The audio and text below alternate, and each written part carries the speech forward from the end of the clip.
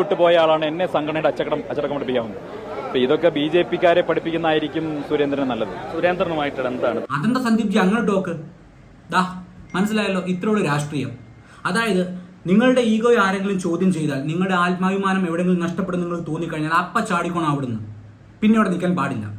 നിങ്ങളുടെ ജീവിതം എവിടെ സെറ്റ് ആവുമെന്ന് നിങ്ങൾക്ക് തോന്നുന്നു, നിങ്ങൾക്ക് എവിടെയൊക്കെ പ്രയോജനം ലഭിക്കുന്നു, അല്ലെങ്കിൽ നമ്മുടെ ഒരു ലൈഫ് സെറ്റിലാകാൻ പോകുന്നത് എവിടെയാണോ എന്ന് നിങ്ങൾക്ക് തോന്നിക്കഴിഞ്ഞാൽ അങ്ങോട്ട് തന്നെ ചാടിക്കണം. ഇത് ഞാൻ പറഞ്ഞ സന്ദീപ് വാര്യരുടെ ഉദ്ദേശം മാത്രമല്ല. CPM-ൽ നിന്നും, കോൺഗ്രസിൽ നിന്നും, SDP-ൽ നിന്നും, BJP-ൽ നിന്നും ഇതുപോലെ നിരവധി ആൾക്കാർ, നേതാക്കന്മാർ അങ്ങോട്ടും ഇങ്ങോട്ടും മറുകണ്ഠം ചാടിയിട്ടുണ്ട്. അവരൊക്കെ അവരുടെ സ്വരക്ഷയും അവരുടെ സ്വയലാഭവും നോക്കി മാത്രമാണ് ചാടിയേക്കുന്നത്.